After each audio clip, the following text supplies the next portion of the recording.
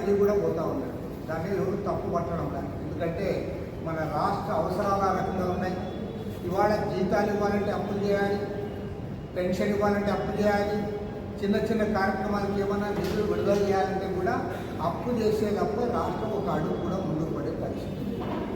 1వ తేదీ గడవాలంటే కూడా ఇవాళ అప్పులు చేసేటప్పుడు ఇది కావడం లేదు. ఇవాళ చివరికి పత్రికల్లో కార్టూన్లు వేస్తూ ఉన్నారు. చంద్రబాబు నాయుడు గారు వాళ్ళందరూ అక్కడ ఆమె ఆర్థిక శాఖ మంత్రి నిర్మలా గారు ఆమె హల్వా చేస్తూ ఉంటే టేస్ట్ చూడడానికి వచ్చారని కార్టూన్ వేశారు. అంటే బడ్జెట్ సమావేశాలు జరుగుతున్న సందర్భంలో కేంద్ర ప్రభుత్వాన్ని నిధులు అడుక్కోవడానికి ముఖ్యమంత్రులు ఆడ డోర్లో వెయిట్ చేస్తున్నారు అనే పద్ధతులు ఇవాళ కార్టూన్ వేసే పరిస్థితి వచ్చింది. కాబట్టి నేను కోరేది ఒకటి, చంద్రబాబు నాయుడు గారు పదే పదే ఏమంటున్నారంటే విభజన వలన, దానికంటే ముఖ్యంగా జగన్మోహన్ రెడ్డి 5 ఏళ్ల పరిపాలన వల్ల రాష్ట్రం ఆర్థికంగా అధోగతి పాలైంది, అప్పులు చేసేటప్పుడు ముందుకు నడవలేని పరిస్థితి ఉందని స్పష్టంగా 1-10 సార్లు చెప్తాం.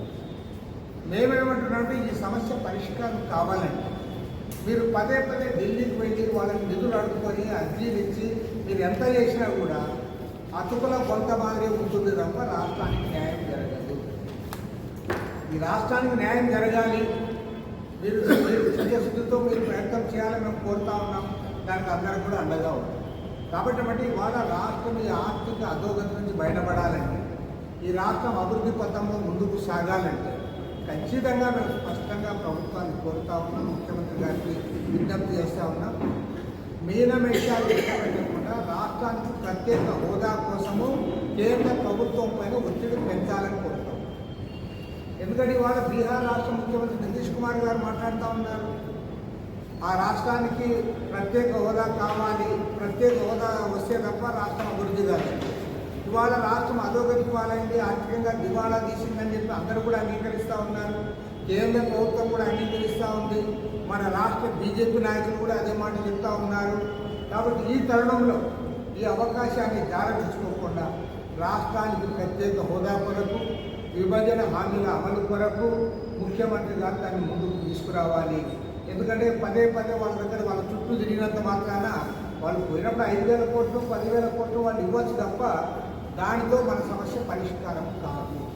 ఎందుకంటే ఇవాళ ఆంధ్ర రాష్ట్రం 14 లక్షల కోట్ల రూపాయల అప్పుల్లో కూరుకుపోయింది. నువ్వు 1వ తేదీ జీతాలు ఇవ్వాలంటే ఖచ్చితంగా నువ్వు అప్పు చేసేటప్పుడు ఇవ్వలేవు. This is very much clear. కాబట్టి రాష్ట్రం ఏ రకంగా అభివృద్ధి అవుతుంది, ప్రాజెక్టులు ఏ రకంగా కడతాం, రోడ్ అదే ఇన్ఫ్రాస్ట్రక్చర్ ఏ రకంగా డెవలప్ చేస్తావు. ఇది డెవలప్ కావాలంటే ఖచ్చితంగా రాష్ట్రానికి ప్రత్యేక హోదా ముఖ్యమంత్రి గారు కోరాలి. అందరి సహకారం తీసుకొని సాధించడానికి కూడుకోవాలని చెప్పి కూడా మేము ఈ సందర్భంగా ప్రభుత్వానికి విజ్ఞప్తి చేస్తాము. అది ఈ సందర్భంలోనే పోలవరం పరిస్థితిలో కూడా మేము చాలా క్లియర్ కట్గా చెప్తాము. పోలవరం ప్రాజెక్టులో ఏమైనా అవకతవకలు ఏంటంటే దాన్ని సరిదిద్దవచ్చు, దాంట్లో ఏం తప్పు లేదు. సరిదిద్దడం పెద్ద కష్టం కూడా నాకు అభిప్రాయం. ఎందుకంటే జగన్మోహన్ రెడ్డి గారు ముఖ్యమంత్రి అయినా లేదా ఇవాళ చంద్రబాబు నాయుడు గారు ముఖ్యమంత్రిగా ఉన్నా వాళ్ళేమి ఇంజనీర్లు కాదు, అది చేసేది ఇంజనీర్లు. ఆ డిజైన్స్ అన్నీ కూడా ఇంజనీర్లే చేస్తారు. పైగా అది సెంట్రల్ ఆమోదంతో జరుగుతున్న జాతీయ ప్రాజెక్టు కాబట్టి అక్కడ జరిగే ప్రతి పనికి వాళ్ళ సిడబ్ల్యూసీ వాళ్ళ అనుమతి లేకుండా ఏమీ ఉండదు కదా. దానితో పోలవరం ప్రాజెక్టు అథారిటీ ఏదైతే ఉందో ఆ పోలవరం ప్రాజెక్టు అథారిటీ అనేది కేంద్ర ప్రభుత్వం ఏర్పాటు చేసిన సంస్థ, వారి ఆధ్వర్యంలోనే అక్కడ పనులన్నీ జరుగుతాయి. కాబట్టి అక్కడ ఏమైనా చిన్న పెద్ద అవకతవకలు ఏమంటే అవకతవకలు సరిదిద్దండి, డ్యామ్ నిర్మాణం పూర్తి చేయండి. కానీ వాళ్ళ ప్రధానంగా పోలవరం ప్రాజెక్టులో ఉన్న ప్రధానమైన ఫైనాన్షియల్ కాంపోనెంట్ ఏమంటే అక్కడున్న 2 లక్షల మంది నిర్వాసితులు, ప్రత్యేకించి గిరిజనులు, దళితులు, ఇతర రైతులు ఎవరైతే ఉన్నారో వాళ్ళకి ఇవ్వాల్సిన కాంపెన్సేషన్ ప్రధానమైంది. ఇవాళ రేపు వరదలు వస్తానే మొత్తం వాళ్ళు మునిగిపోతూ ఉన్నారు. కాబట్టి ఏమంటే దాని గురించి ముఖ్యమంత్రి గారు ఒక్క మాట మాట్లాడారు, అది సరైనది కాదు. కాబట్టి అంటే పోలవరం ప్రాజెక్ట్ అంటే ఎంతసేపు కాపర్ డ్యాము, డయాఫ్రమ్ వాళ్ళు లేదా గేట్స్ అన్నీ అవే మాట్లాడుతున్నారు తప్పితే మీరు నిర్వాసితుల గురించి ఒక్క మాట మాట్లాడరు. నేను సూటిగా అడుగుతా ఉన్నా, ఆడ నిర్వాసితులకు ఇవ్వాల్సిన అమౌంట్ ఎక్కువ ఉందా, లేకపోతే డ్యామ్ నిర్మాణానికి చేయాల్సిన ఖర్చు ఎక్కువ ఉందా? డ్యామ్ నిర్మాణానికి ఇవాళ చేయాల్సిన ఖర్చు 10,000 కోట్ల రూపాయల రూపే. 10,000 కోట్లు కూడా అవసరం. కానీ దానికి ఇవాళ కాంపెన్సేషన్ ఇవ్వాల్సింది, నిర్వాసితులకు ఆదుకోవాల్సింది దాదాపు మోర్ దెన్ 30,000 crores ఉంది. కాబట్టి దానిపైన మాట్లాడాలి, దాన్ని సాధించడానికి కూడుకోవాలి. అప్పుడు మాత్రమే అది పోలవరం ప్రాజెక్ట్ కంప్లీట్ కావడానికి అవకాశం ఉంటుంది. దీనిపైన మేము త్వరలోనే రేపు ఆగస్టు నెలలో నిర్వాసితుల ప్రాంతాలు కూడా మేము పర్యటించబోతా ఉన్నాం. వాళ్ళందరికీ కూడా సమావేశం కూడా ఏర్పాటు చేస్తూ ఉన్నాం. ప్రభుత్వ దృష్టికి తేవడానికి నిర్వాసితులందరినీ కూడా సమీకరించి అటు కేంద్ర ప్రభుత్వం పైన ఇటు రాష్ట్ర ప్రభుత్వం పైన ఒత్తిడి తెచ్చి వారి జీవితాలు బాగుపరచాలనే ఉద్దేశంతో మేము ముందుకు సాగుతూ ఉన్నాం. ఎందుకంటే ఇవాళ భూములు కోల్పోతున్న వాళ్ళు, ఇల్లు కోల్పోతున్న వాళ్ళు, సర్వస్వం కోల్పోతున్న వాళ్ళు నిర్వాసితుల గురించి ఒక్క మాట మాట్లాడలే.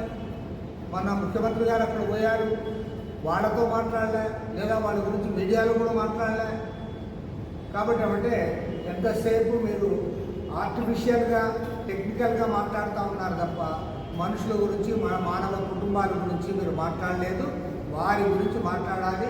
అందుకు గాను వాళ్ళందరినీ సమీకరించడానికి ఆగస్టు మొదటి వారంలో మేము ఆ ప్రాంతాల్లో పర్యటించి నిర్వాసితులందరినీ కూడా మనం కలుపుకొని కలిసి వచ్చే అన్ని రైతు సంఘాలు, రాజకీయ పార్టీలు, గిరిజన సంఘాలు అందరూ కూడా ఏకోన్ముఖంగా కలుపుకొని మేము ముందుకు సాగుతాం. ఆ రకంగా వారికి న్యాయం జరిగేందుకు, పోలవరం ప్రాజెక్టు సాకారం అయ్యేందుకు మేము కోరుకుంటాం. చివరి అంశం ఇవాళ అమరావతి వ్యక్తం చేస్తూ ఉన్నారు. ఈ ప్రభుత్వ వైఖరి కూడా చాలా సానుకూలంగా ఉంది. ప్రభుత్వం కూడా అమరావతి నిర్మాణానికి అత్యంత ప్రాధాన్యత ఇస్తూ ఉంది. కాబట్టి చాలా మంచి కార్యక్రమం అది. అది ఖచ్చితంగా జరగాలి. అమరావతి నిర్మాణం ఏదైతే మనం యుద్ధ ప్రాతిపదికన కంప్లీట్ చేయడానికి కోరుకుంటూ ఉన్నారు, అదేవిధంగా పోలవరం ప్రాజెక్టు కూడా అంతే ప్రాధాన్యత ఇచ్చి పోలవరం నిర్వాసితుల సమస్యను కూడా పరిష్కారం చేయాలని చెప్పి ఈ సందర్భంగా విజ్ఞప్తి చేస్తాం.